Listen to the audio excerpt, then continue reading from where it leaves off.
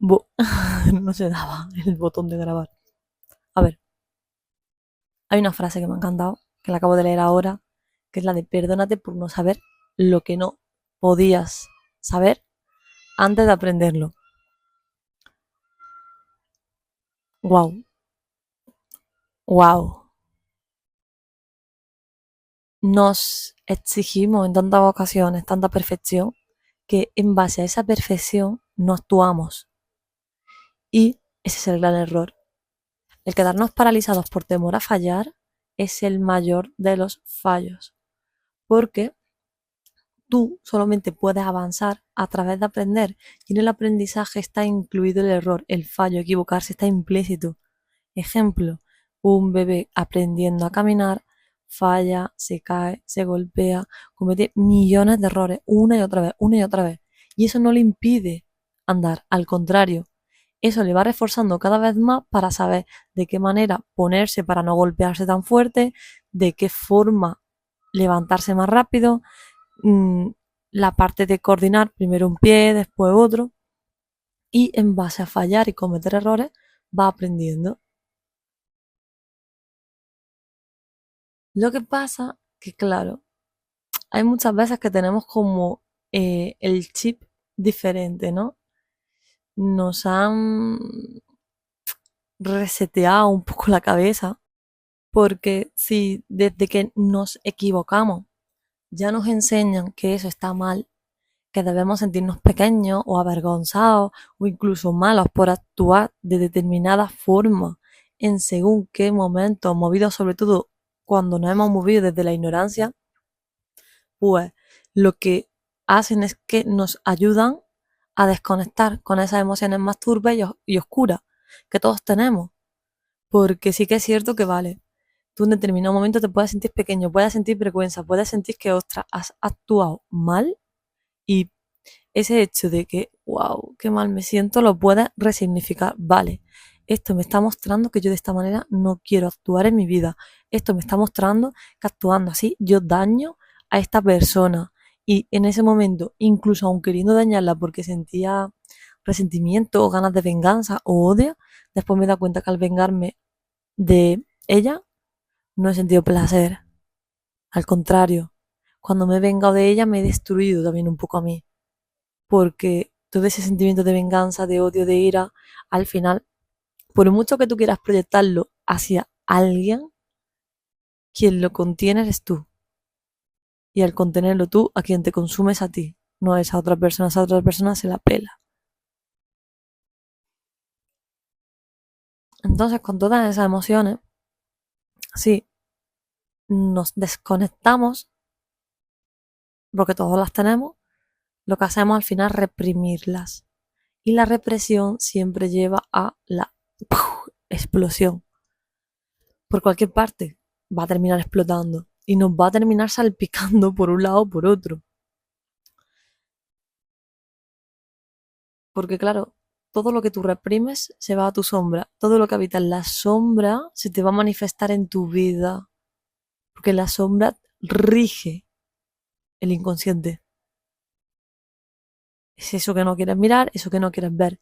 Pero si tu alma ha pactado para que te trabajes eso, sí o sí lo vas a vivir una y otra vez en tu vida. Entonces, mejor mirarlo con conciencia, de frente, en paz, en calma y trabajando de la aceptación para, después de la aceptación, rendirte y permitir que la vida abra paso en esa situación y te muestre la salida del laberinto que tú ves o de la muralla que en ese momento tú piensas que es un muro que no puedes derrocar y ahí, si permites que todo eso se dé, todas esas emociones se den, si tú te permites que tu sombra se exprese, donde hay un callejón sin salida, se abre una luz, se abre una puerta, se abre un agujero, se pasa lo que sea y se detona el muro. Porque hay que entender una cosa, el error es tu maestro, porque está ahí para mostrar algo que sin él no vería. La ignorancia es la semilla de la sabiduría. Lo primero para ser sabio, debes atrever debes de atreverte a atravesar la ignorancia. Es más sabio el sabio que, que sabe que cuanto más sabe, menos sabe que en verdad sabe. El ignorante ya se cree que lo sabe todo, que no necesita saber nada más. Cada vez que nos metemos en ese grado de ignorancia, normalmente la vida nos trae una prueba en el ámbito que sea y nos dice, ¿ves? Todavía te queda un poquito más.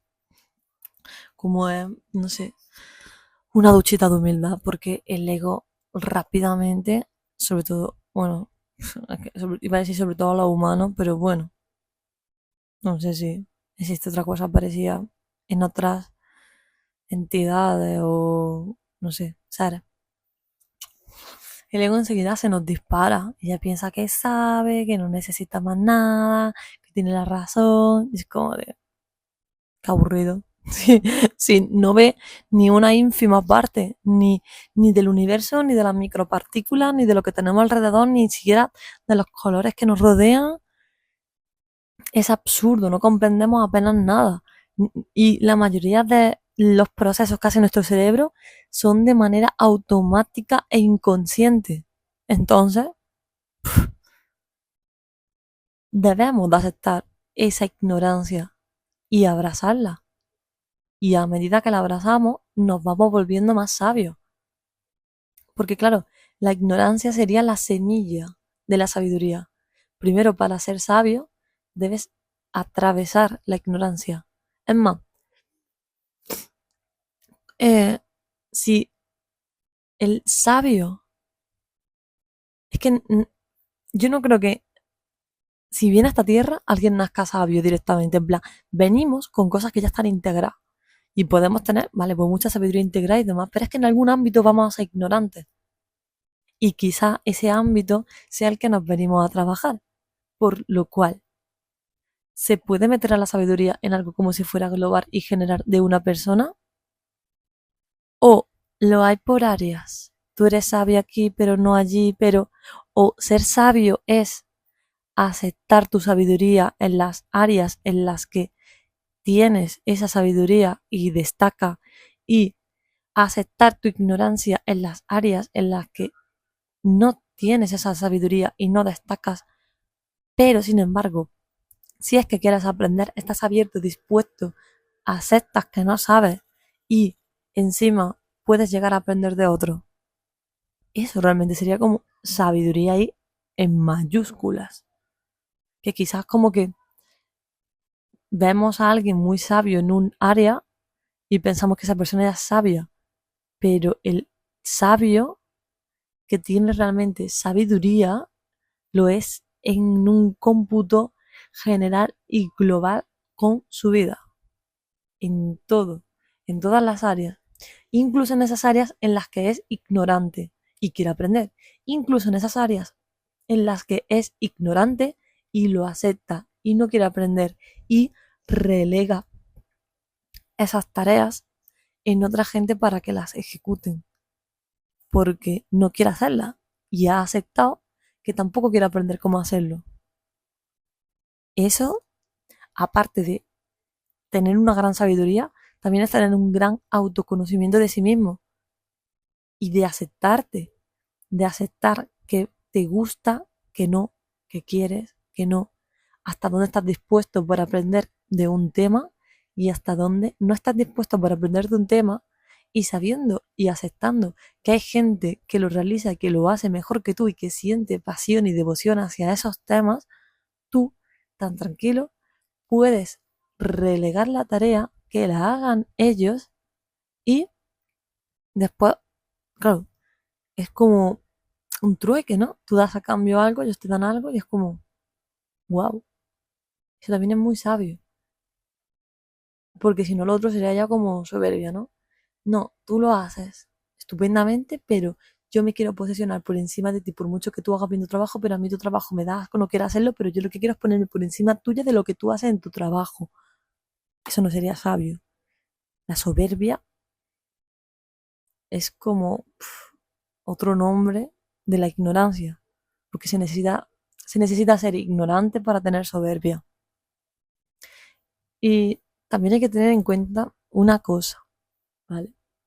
Claro, el ignorante se relaciona más con el que está dormido y el sabio con el despierto, ¿no?